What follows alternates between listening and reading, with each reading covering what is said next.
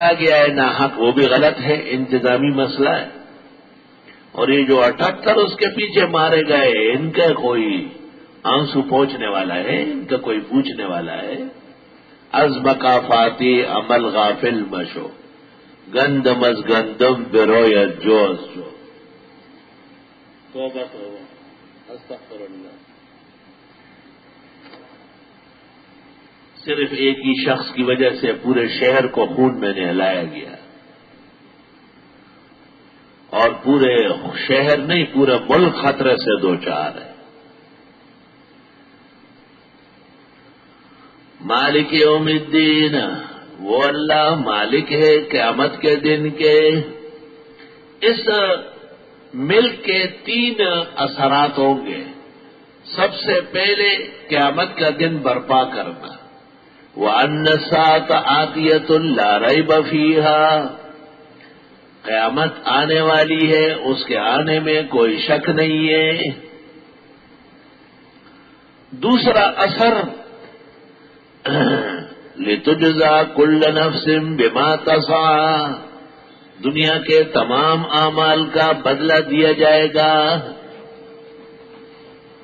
جزا و سزا مکافات نافذ ہوگی۔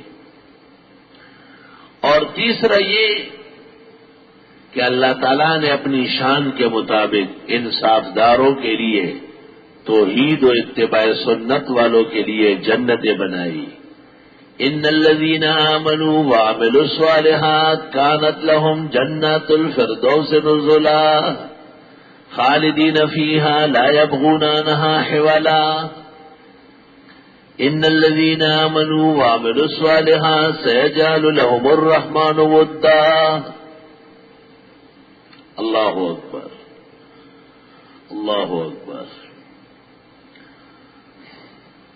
تو قیامت کے دن کے 3 مطلب ہیں۔ ایک تو وہ نظام نافذ ہو جائے گا کہ اس میں آسمان و زمین تبدیل ہو جائیں گے۔ یوم تبدل الارض غیر الارض والسماوات وبرزوا للہ الواحد القہار، سب لوگ اللہ کے سامنے پیش ہوں گے۔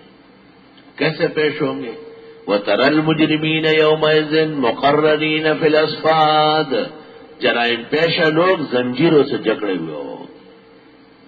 کیوں؟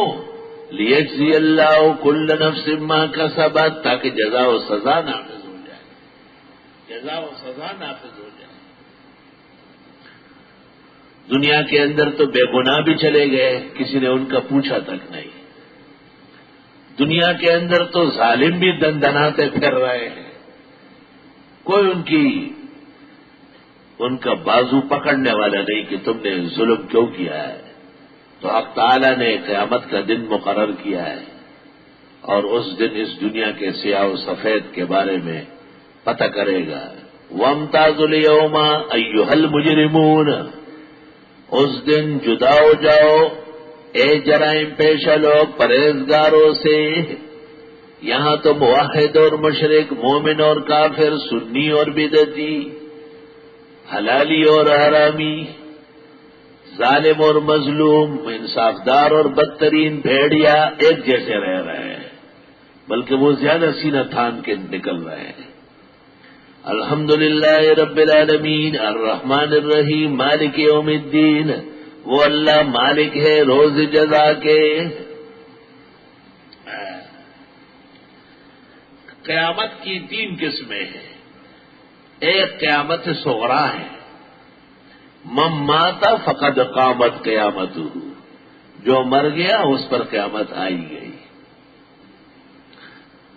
وہ کہتے ہیں نا کہ یہ گیدڑ جو ہے یہ خربوز تربوز بہت نقصان کرتے، رات کو آ کے جو پکنے والا ہوتا ہے اس کو کاٹ دیتا ہے۔ تو ایک کسان بڑا غصہ ہو گیا، اس نے کہا پالتے ہمیں اور کھاتا یہ ہے۔ اس نے ایک عقلمند سے مشورہ کیا، کیا کروں یار گیدڑ عادی ہوا ہے اور آ کے بہترین تربوز اور خربوزہ وہ کاٹ دیتا ہے۔ اس نے کہا ایسا کرو، مرا ہوا مرغا یا اس کا چمڑا گھڑے میں ڈالو اور گھڑا اس تربوز کے قریب رکھو جو پکا ہوا ہو، اور خود دور بیٹھ جاؤ۔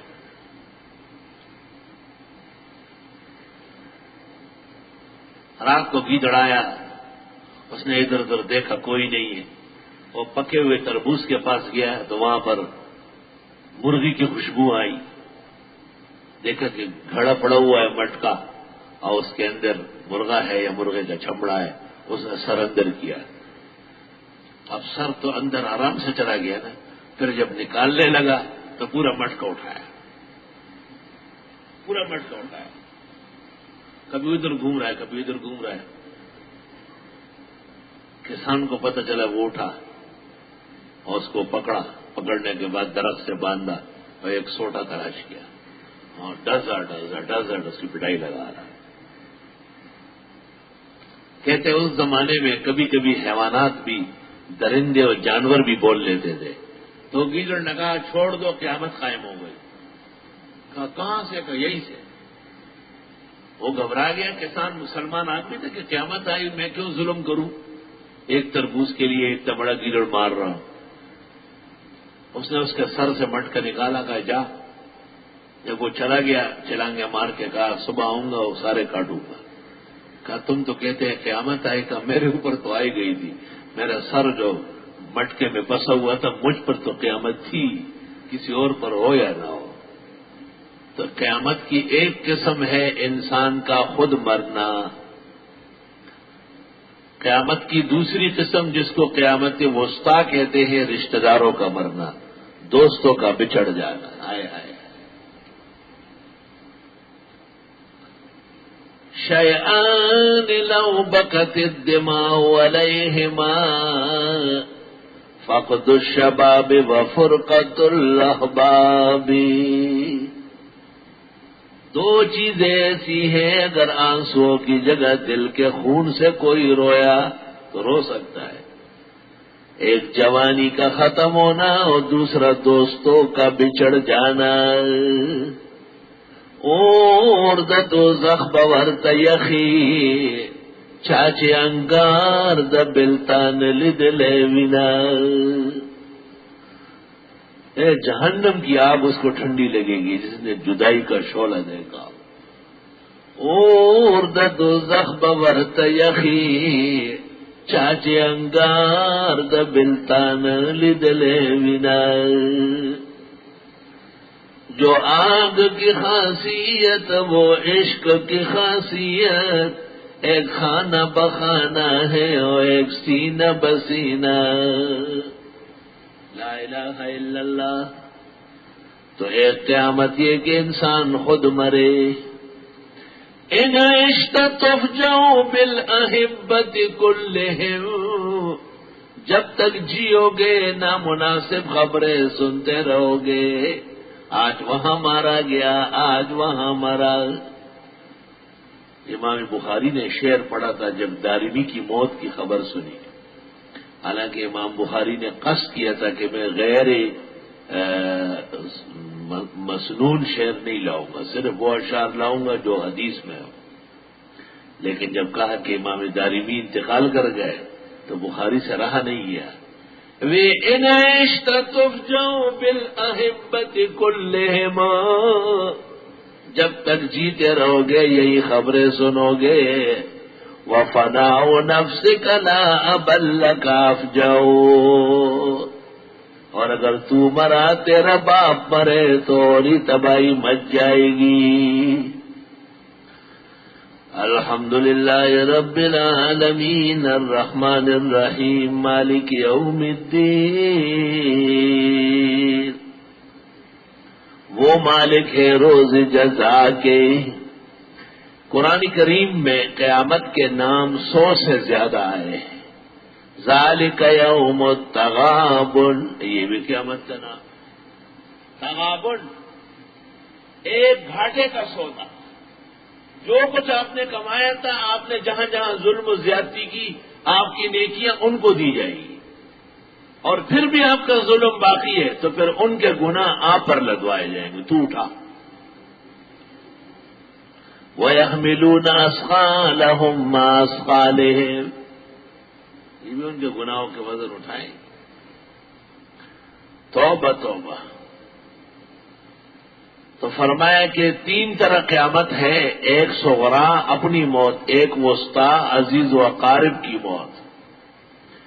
اور ایک کبرا وہ آسمان و زمین جو تس نس ہو گئے، اذا السماء انفطرت وَإِذَا الْكَوَاكِبُ انتَثَرَتْ وَإِذَا الْبِحَارُ فُجِّرَتْ وَإِذَا الْقُبُورُ بُعْثِرَتْ لَا أُقْسِمُ بِيَوْمِ الْقِيَامَةِ اذا الشمس كُوِّرَتْ وَإِذَا النُّجُومُ انكَدَرَتْ. لا الہ الا خدایا آسان فرما، رب کریم عزت کی زندگی عطا فرما، خاتمہ بالخیر و ایمان فرما. مالک یوم الدین، وہ اللہ مالک ہے روز جزا کے. الدین بدلہ، جزا، سزا، اس کو دین سے تعبیر کیا. دانے دینوں کے معنی ہوتے ہیں بدلہ دینا، لیکن بدلے کا اصل تصور دین میں ہے. دین اس بات کا حساب کرتا ہے کہ کس نے کیا کیا اور کیوں کیا. لا الہ الا اللہ. ایاک نعبد و ایاک نستعین، ہم آپ ہی کی عبادت کرتے ہیں اور آپ ہی سے مدد مانگتے ہیں. گویا کسی کو معبود جاننا اور کسی کو مستعان ماننا برابر ہے. اللہ تعالیٰ معبود بھی ہے اور اللہ تعالیٰ مستعان بھی ہے. اس کے علاوہ آسمان و زمین میں جیسے کوئی معبود نہیں، اس طرح کوئی مستعان بھی نہیں. ایاک نعبد، آپ ہی کی ہم عبادت کرتے ہیں. عبادت تین چیزوں کا نام ہے: خوف، رجا، محبت. عبادت تب ہوتی ہے جب تین مرحلے جمع ہو جائے. خوف سزا دے سکتا ہے، رجا راضی ہو جائے تو بھلا کر دے گا، محبت یار خدا خدا ہے، اس جیسا کون ہے. لا الہ الا اللہ. خوف، رجا، محبت، یہ تینوں مرحلے صرف رب العزت میں جمع ہے. رب العزت میں جمع ہے. اس لیے خداوند تعالی کی جو بندگی ہے وہ تعبد ہے. کسی مخلوق میں تینوں مرحلے نہیں ہو سکتے. اگر ڈریں گے تو کب تک؟ وہ خود نہیں مرے گا کیا؟ اور اس پر زوراور نہیں آ سکتا ہے. اگر چاہیں گے تو کب تک؟ جوانی ختم ہو جائے گی، حسن برباد ہو جائے گا، اور شوق اور اشتیاق کے وجوہ مزمحل ہو جائیں گے. اس لیے عبادت صرف رب العزت کی ہے. العبادت لا تکون الا للہ. عبادت اس کو کہتے ہیں جن میں تین باتیں مزید موجود ہو: کم، کیف، اینڈ. Come, Kaif, and. کتنی؟ 2 رکعت. 1.5 رکعت نہیں ہو سکتی، 3.5 رکعت نہیں ہو سکتی. کمیت بتائی شریعت نے 2 رکعت، 4 رکعت، 6 رکعت، اس طرح. کیسے پڑھی جائے گی؟ طریقہ یہی ہوگا. صلاۃ التسبیح کا طریقہ علیحدہ ہے تو بہت سارے فقہاء نے اور محدثین نے اس کے وجود کا انکار کیا، جیسے الاثار المرفوعہ میں مولانا عبدالحی نے لکھا ہے.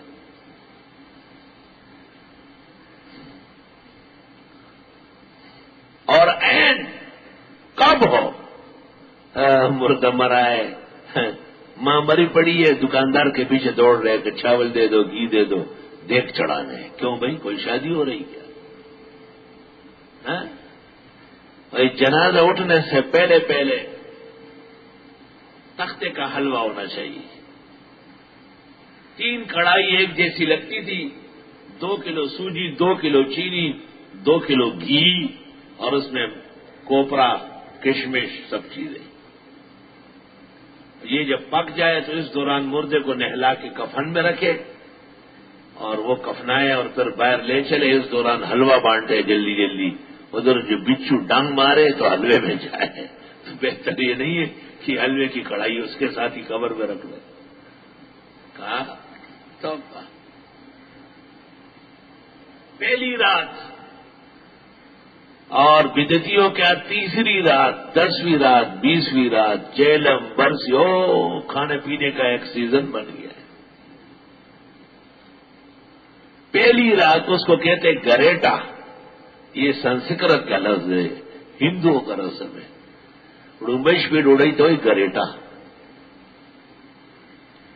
پختانے ورتا شوما ہوئی شوما شومی ڈوڑائی اصل میں گریٹا. اور تیسرے دن کو کہتے ہیں تیجا.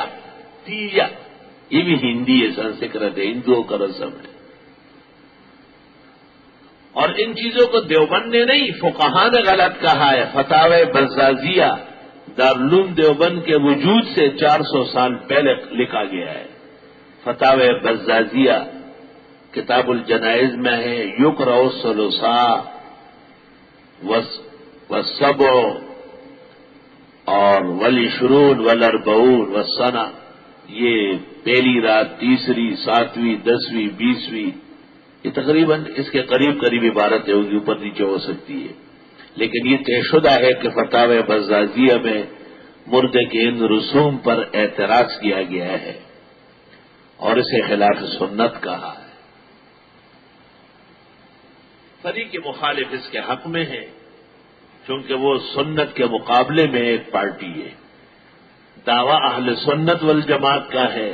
کار شیطان می کنی نامت ولی، گر ولی ای ہست لانت بر ولی. کام سارا الٹا ہو رہا ہے، دشمنوں کا ہو رہا ہے.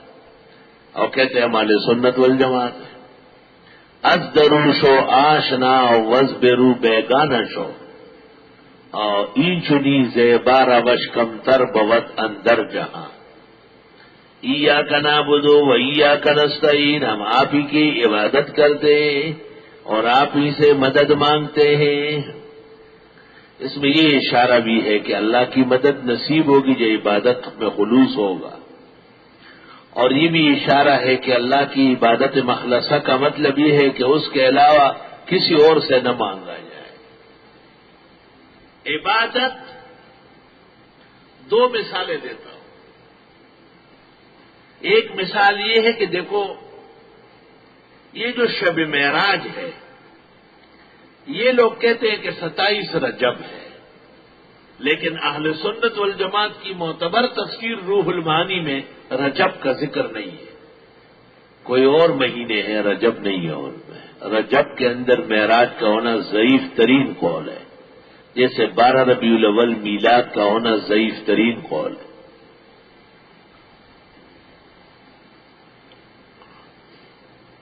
جون سی رات بھی ہے جس کو لیلۃ الاسراء یا شب معراج کہا جائے تو علماء دین فرماتے ہیں بہت افضل رات ہے. اور بڑی بڑی راتوں کا نام لیا گیا کہ ان سے بھی افضل ہے. لیکن یہ وضاحت کی گئی ہے کہ ان التعبد فیہ لیس بمشروع، اس رات کی کوئی خاص عبادت نہیں ہے. اللہ اکبر. پتہ چلا کہ عبادت اپنے طور پہ نہیں ہو سکتی، عبادت شریعت کی رہنمائی سے ہوتی ہے. دوسری مثال یہ ہے کہ ایک طبقہ علماء نے کہا کہ شب برات 15ویں شعبان کوئی رات نہیں ہے، اور اس رات کی جملہ روایات اور احادیث موضوع ضعیف کمزور ہے. آج کل اس روایت کو بعض لوگ اڑا رہے ہیں. دوسرا قول یہ ہے کہ نہیں، شب برات برحق ہے. اور سنن ابن ماجہ کی حدیث اذا کانت لیلۃ النصف من شعبان فقوموا لیلہا وصوموا نہارہا، جب شعبان کی 15ویں رات آ جائے تو رات بھر عبادت کر لو، دن کو روزہ رکھ لو. یہ نجم الدین غیثی نے اور علی القاری نے اور ابن حجر حیثمی و مکی نے اور شیخ زائد الکوثری نے اور امام الاثر مولانا انور شاہ نے شرح ترمذی میں تسلیم کیا ہے کہ یہ رات ہے.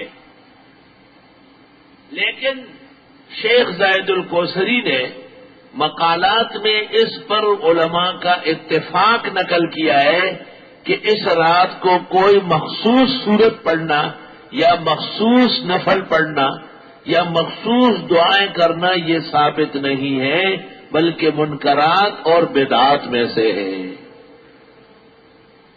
ایاک نعبد، خدایا ہم آپ ہی کی عبادت کرتے ہیں.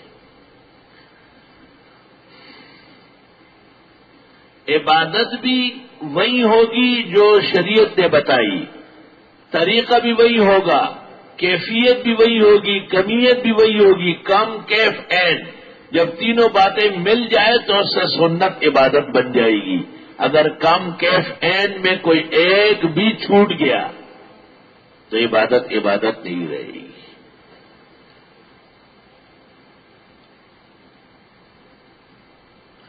قربانی میں جو جانور استعمال ہوتے ہیں، مثلا گائے، بھینس، اونٹ، بکری، مینڈا، یہ استعمال ہوتے ہیں نا.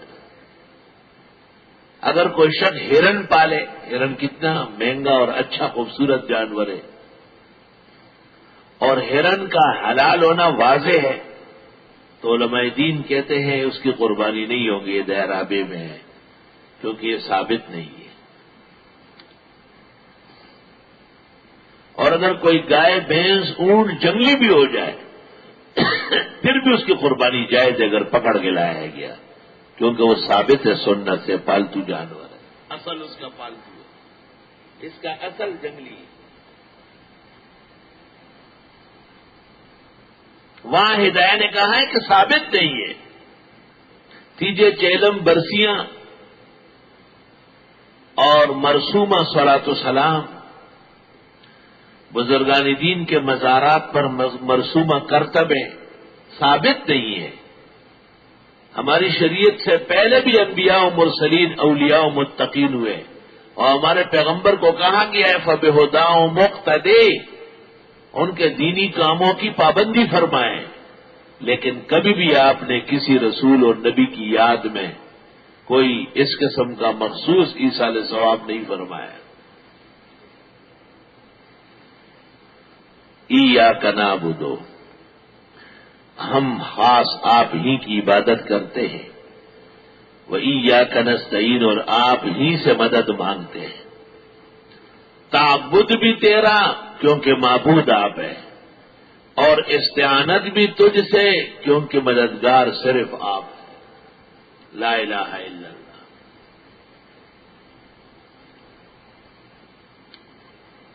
عبداللہ ابن عباس سے منقول ہے، من تعبد من بغیر اللہ فقد اشرک، ومن استعاذ بغیر اللہ فقد ضل.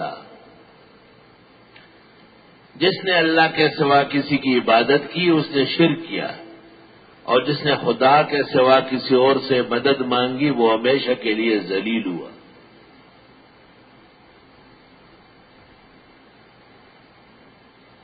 ومن استغنى بغیر اللہ فقد افتقر، جس نے اللہ کے سوا کسی اور کے ذریعے غنی بننا چاہا وہ ہمیشہ کے لیے محتاج رہے گا.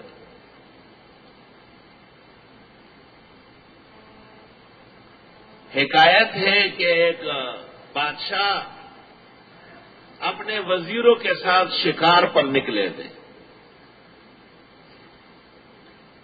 کسی شکاری جانور کے پیچھے بادشاہ لگ گیا اور دور نکل گیا. وہ ذرا وغیرہ عملہ پیچھے رہ گیا، بادشاہ بہت آگے نکل گیا. جب بادشاہ کو خیال آیا تو دیکھا کہ ایک پہاڑ کے نیچے جھونپڑی لگی ہے اور اس میں ایک ملنگ بادشاہ بیٹھا ہوا ہے، اللہ کی عبادت کر رہا ہے.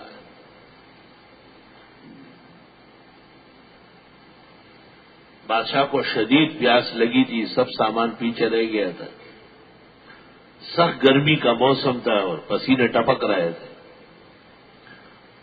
جھونپڑی میں ملنگ سے اجازت مانگی، اس نے کہا آئیے بیٹھیے۔ پانی انہوں نے مٹکے سے رات کا باسی ٹھنڈا پانی پلایا۔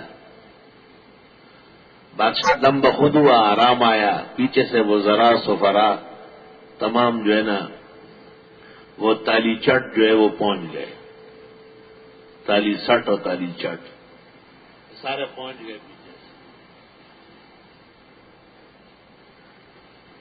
بادشاہ جب رخصت ہونے لگا تو ملنگ بادشاہ کو کہا کہ ملنگ بادشاہ یہ سامنے جو شہر ہے میں اس کا بادشاہ ہوں،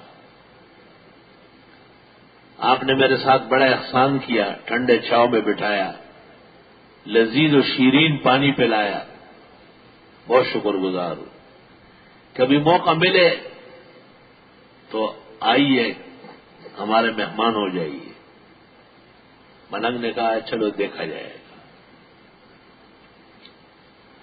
کچھ زمانہ گزر گیا، ملنگ بادشاہ کو شہر میں کام پڑ گیا، شہر کے اندر آیا، پھر خیال ہوا کہ اوہو بادشاہ کا محل سرائے بھی قریب ہے،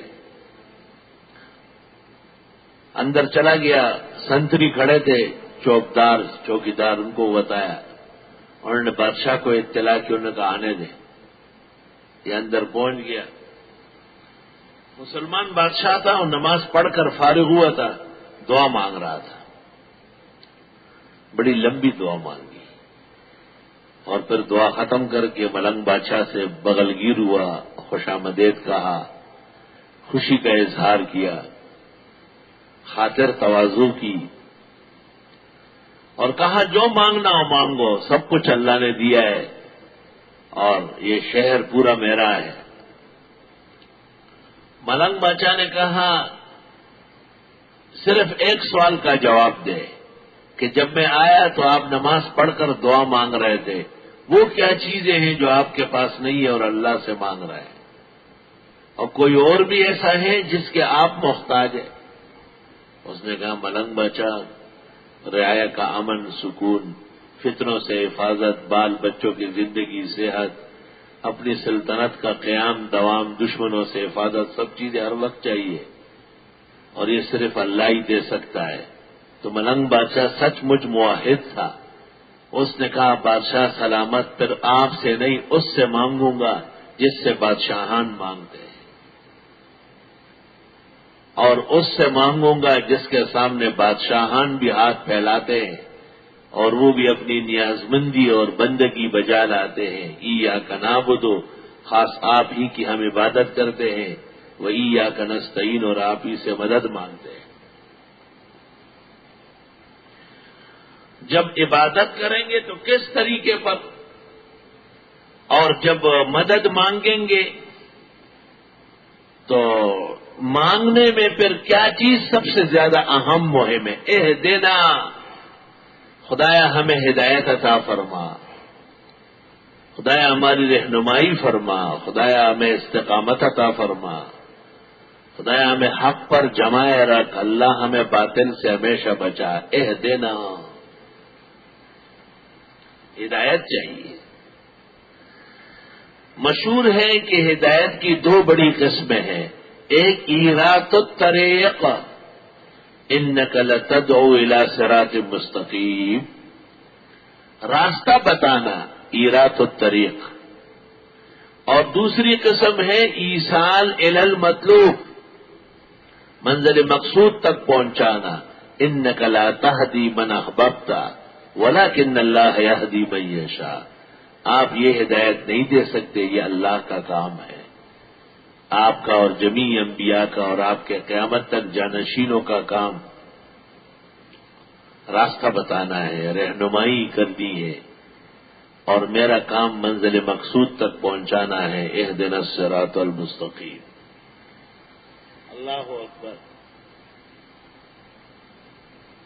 الصراط المستقیم، ان اللہ ربی وربکم فاعبدوہ ھذا صراط مستقیم، ان ھذا القرآن یہدی للتی ہی اقوم ویبشر المؤمنین۔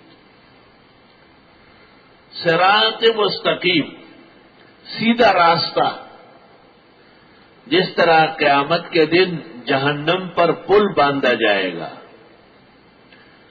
اور اسے صراط سے تعبیر کیا گیا ہے، جسر الصراط، یہ پل جو جہنم پہ باندھا جائے گا، صحیح مسلم میں ہے، احد من السیف ادق من الشعر، بال سے باریک تلوار کے نوک سے زیادہ تیز ہوگا۔ جہانگیرے میں ایک ساتھی ہے، وہ کہتے ہیں سیدھا کہو کہ سب کو گرانا ہے اور کیا۔ تو میں نے کہا یہ مطلب نہیں ہے، بلکہ یہ تو وعید کے طور پر ذکر ہوا ہے، تخفیف کے طور پر، اور حدیث میں ہے کہ جن لوگوں کو اللہ عزت سے گزارنا چاہے ان کے لیے وہ ایک بہت بڑی سڑک بن جائے گی، دونوں کنارے دور دور نظر آئے، ہر ایک بندے کے ساتھ اللہ کا معاملہ علیحدہ ہے۔ تو جس طرح اس پل سے گزر کر جنت ہے، اگر نہ گزرا تو نیچے جہنم ہے، اس طرح اس دنیا کے اندر جس راستے سے گزرنا ہے وہ راستہ سیدھا ہونا چاہیے، اور وہ اسلام ہے۔ ان اللہ